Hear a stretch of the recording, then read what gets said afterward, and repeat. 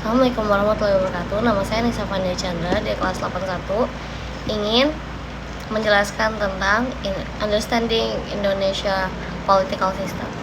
Republik Indonesia, negara demokrasi paling dinamis di Asia Tenggara, akan segera memiliki dua cabang pemerintahannya, yaitu eksekutif dan legislatif.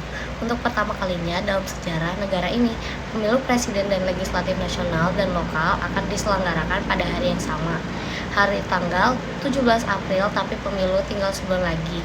Ini adalah saat yang tepat untuk melihat ke dalam sistem politik negara ini dan memahami apa yang kita pilih dan bagaimana hal itu akan membentuk kehidupan kita selama 5 tahun ke depan. Indonesia telah melalui sejumlah krisis politik seperti sejak kemerdekaannya pada tahun 1945, periode terakhirnya dikenal sebagai era reformasi yang dimulai setelah pengunduran diri Presiden otoriter Soeharto pada tahun 1998. Hal ini mendorong reformasi pemerintahan besar-besaran termasuk 4 amandemen konstitusi dan beberapa undang-undang baru yang membentuk struktur politik saat ini.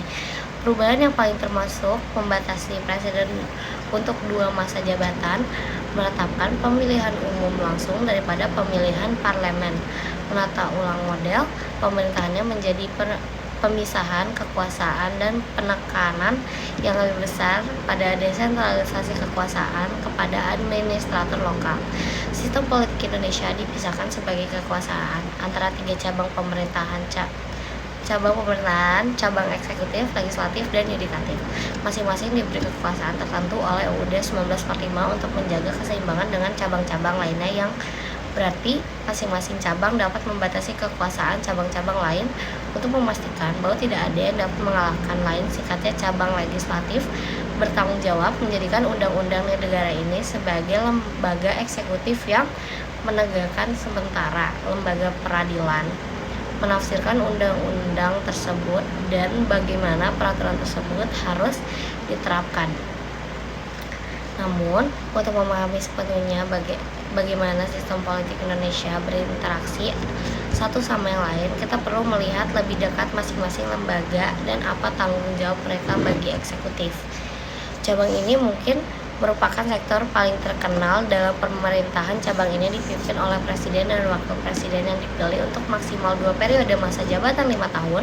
Pemimpin saat ini adalah Presiden Joko Widodo yang mencalonkan diri kembali, dan dalam waktu dekat calon pensiunan wakil presiden Yusuf Kala. Presiden Indonesia menjabat sebagai kepala pemerintahan, kepala negara, dan panglima TNI, membantu presiden memerintah di tingkat provinsi dan kepala daerah, termasuk bupati, gubernur, dan wali kota. Kepala daerah menerima nasihat dan masukan dari Badan Perwakilan Daerah atau DPI. Eksekutif dapat menjadi sumber undang-undang tertentu seperti keputusan dan pemerintah eksekutif, tetapi mereka hanya mampu mengusulkan rancangan undang-undang dan anggaran negara kepada legislatif, tetap menjadi lembaga legislatif. Kekuasaan presiden dan para menterinya saat ini cukup menyeluruh, bisa mempengaruhi harga makanan kita, transportasi online, perjalanan di mana kita bisa membangun rumah ibadah, menentukan jenis game online apa yang kita mainkan, atau bahkan memenjarakan kita karena komentar bodoh yang kita ucapkan. Secara online, presiden mengontrol militer dan penegakan hukum yang mencakup Kepolisian Nasional, dan pengacara presiden juga menunjuk menteri untuk membantunya dalam pemerintahan dalam negeri dan urusan negeri sekarang. Sementara petunjuk menteri tidak memerlukan persetujuan parlemen karena kebutuhan untuk mempertahankan koalisi penguasa yang terpilih. Presiden mungkin terpaksa mengakomodir politisi pada posisi menteri tertentu dibandingkan menunjuk profesional yang tidak memihak. Oleh karena itu, kita perlu memerhatikan pendukung politik di balik setiap calon presiden dan memastikan bahwa mereka sejalan dengan nilai-nilai kita. Badan legislatif terdiri dari Badan Permusyawaratan Rakyat, Majelis atau MPR. Sekarang MPR mempunyai 2 kamar parlemen, yaitu Dewan Perwakilan Rakyat atau DPR dan Dewan Perwakilan Daerah atau DPD. Yang kedua kamar tersebut mewakili kepentingan umum daerah pemilihannya, namun hanya DPR yang berwenang merumuskan dan mengesahkan rancangan undang-undang serta menyetujuinya. usulan anggaran negara, sedangkan peran konstitusional DPDS adalah memberikan nasihat legislatif mengenai permasalahan yang mempengaruhi daerah masing-masing. Anggota Kamar dipilih melalui pemilu legislatif mendatang. Sekarang sementara calon DPD mencalonkan diri secara non-partisan. Calon DPR wajib menjadi anggota dari sebuah partai politik dan banyak sekali Indonesia memiliki 73 partai politik yang terdaftar di Kementerian Hukum dan Hak Asasi Manusia dan 16 diantaranya mengikuti pemilu legislatif 2019. Total ada 7.960 kandidat yang mencalonkan diri di pemilu mendatang. Pemilu di 80 daerah pemilihan, sementara DPR adalah mesin yang menggerakkan pengesahan rancangan undang-undang lembaga yudikatif bertanggung jawab untuk memastikan bahwa rancangan undang-undang, the law enacted to it, proposed state budget, while the constitutional role of the DPDS is to provide legislative advice on issues affecting their respective regions. Chamber members are elected through the upcoming legislative election.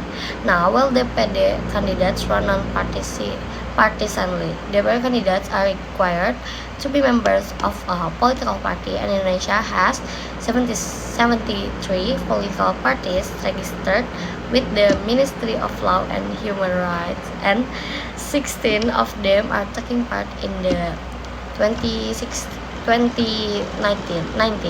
legislative election. There are a total of 7,960 candidates running in the next election in 80 electoral districts. While the DPR is the engine that drives the passage of draft laws, the judiciary is responsible for ensuring that the draft laws are in line with the 60,045 Constitution. The judicial branch consists of judicial bodies whose main function in to maintain the system judiciary in this country. The highest level judicial institution are the Supreme Court and the Constitutional Court. The Supreme Court in the final court of appeal for criminal, civil, military, and religious cases. The court carries but reviews on a case-by-case basis when new evidence is presented.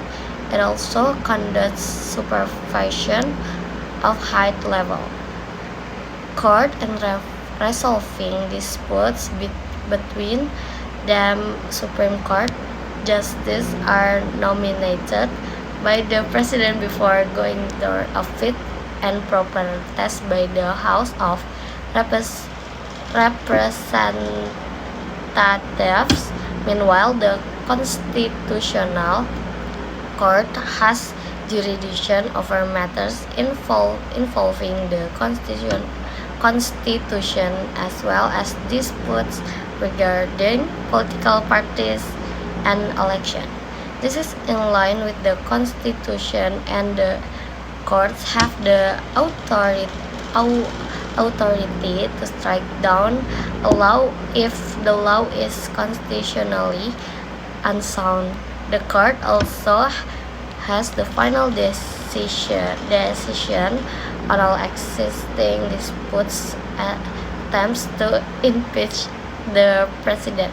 Constitutional Court judges are nominated by the House of Representatives and the Supreme Court before being appointed by the President. Indonesia is a young country with even younger democracies. But in the years since our country became a republic, it has developed into a southeastern nation. The strongest autonomy in Asia. Understanding its political system is not an easy thing for me. This requires constant and continuous observation of the state of our democracy, and with the 2019 simultaneous election fast approaching, it is now more important than ever to make the time to do this, become more active in upholding our social responsibilities